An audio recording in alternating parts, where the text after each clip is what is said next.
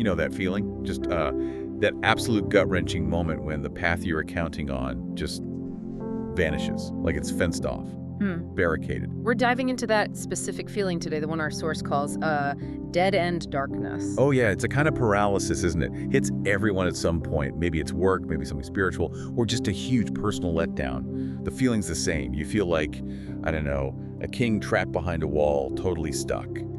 And the sources we're looking at today, they tackle this with a really fascinating mix. Almost jarring, really. Ancient scripture meets military strategy. They really do. It's quite a leap. We're working through this devotional text, and it jumps from, the deep laments in Job, Old Testament stuff, straight into a management lesson from, 16th century Japan. It's quite the blend. Yeah, it is. So our mission here in this deep dive is to sort of pull out the core advice from these really different perspectives. How do they say you should react when the lights just go out, when you're completely stopped? And importantly, we need to figure out why this reading champions, patient endurance above pretty much everything else. It sets the mood right away with that quote from Job 19.8, doesn't it? God has fenced up my way so that I cannot pass, and he has set darkness on my paths.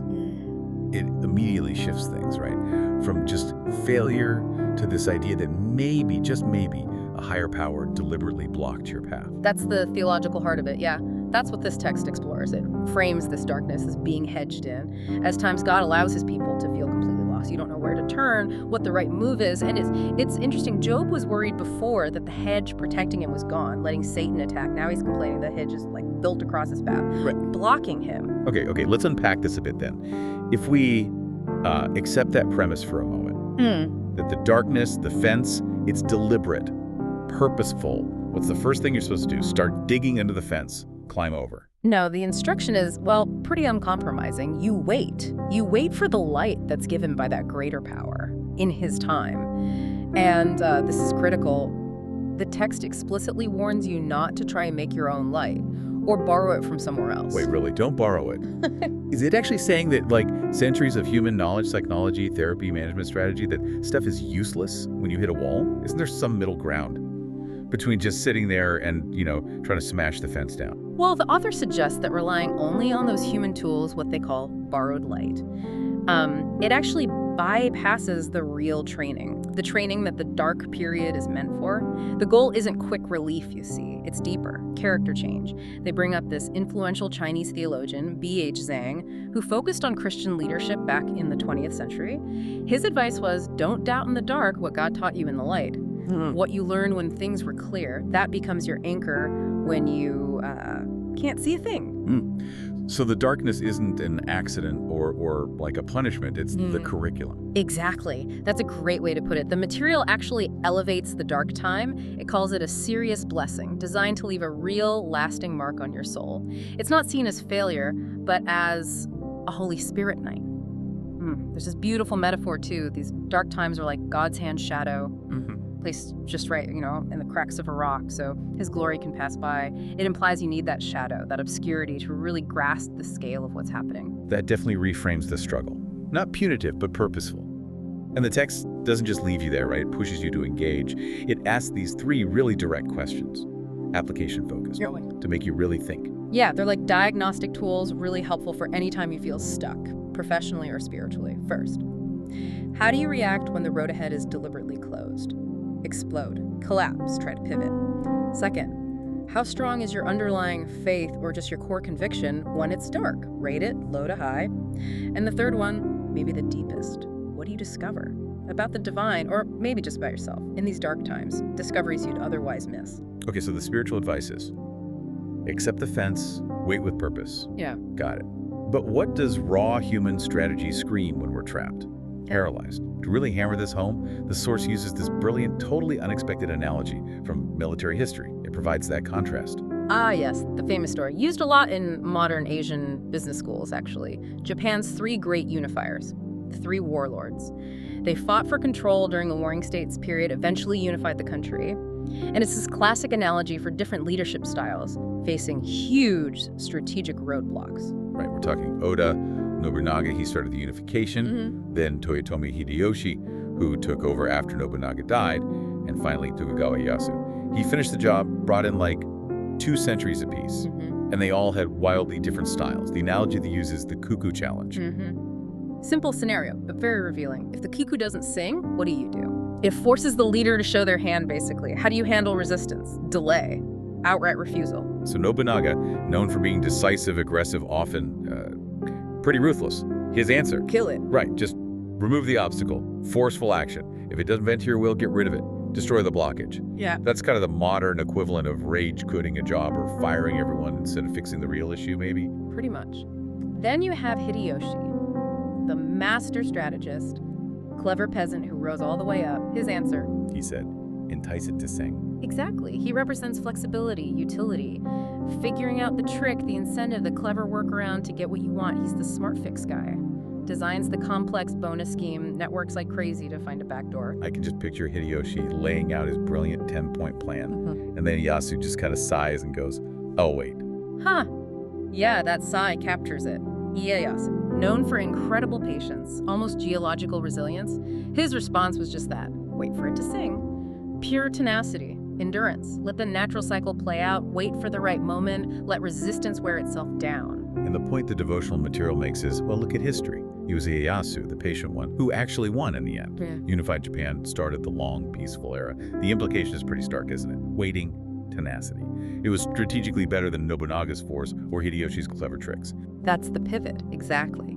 The text uses Ieyasu's success to circle back and reinforce the spiritual value of endurance, the kind you find in Paul's letters in the New Testament. The core argument becomes human efforts alone, Nobunaga's force, Hideyoshi's cunning, trying to make your own light with quick fixes, they just fall short compared to patiently accepting the necessary struggle. Okay, but I mean, that sounds nice, patient acceptance. But how does the text argue it's more than just giving up? Resignation, it has to be active somehow, right? A required process. It connects it directly to a specific progression, a path laid out in Romans 5, verses 3 to 5. It's presented as necessary, not optional, and it starts with the pain. Suffering produces endurance. So you can't skip step one. You have to feel the block, the pain, the difficulty. Exactly. Then endurance produces character, or, deep tested experience. And that character finally produces hope, a hope that the text says does not disappoint. So the dark time, the time you're fenced in, it's not a setback, it's the essential incubator for real character, real hope. You can't get the last two without going through the first two. It's a sequence. And this mindset, it's echoed when the reading talks about facing serious affliction, right, from 2 Corinthians. It acknowledges how hard it is, but refuses despair. The language is powerful, yeah. Perplexed, but not in despair. Persecuted, but not abandoned. Struck down, but not destroyed. It's like saying, okay, I am absolutely surrounded by this fence, yeah, but I haven't been left behind on the other side of it. You're carrying something inside you that the temporary darkness can't actually break. And to make this idea of necessary suffering more relatable, the source uses that analogy, the athlete, whose technique needs fixing. Why is that pain key? Right. Think about an elite athlete. Their form, their rhythm, needs a fundamental change. A golfer's swing, a runner's stride. Making that correction. It's often really painful at first. Awkward. Because it fights against muscle memory, against habit. The athlete has to endure that discomfort, that suffering. Why?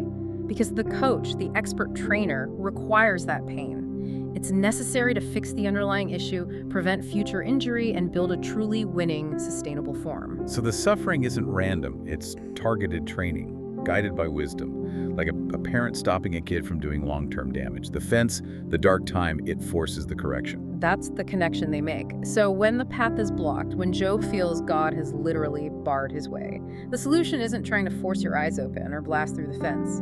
The text suggests you need to switch senses, almost. Meaning, even if you can't see the way forward, when the visual light is gone, you have to learn to hear it. Precisely. Listen to the spiritual compass, the quiet warnings, the inner guidance. That guidance is still active, still there, even if everything around you feels dark and chaotic.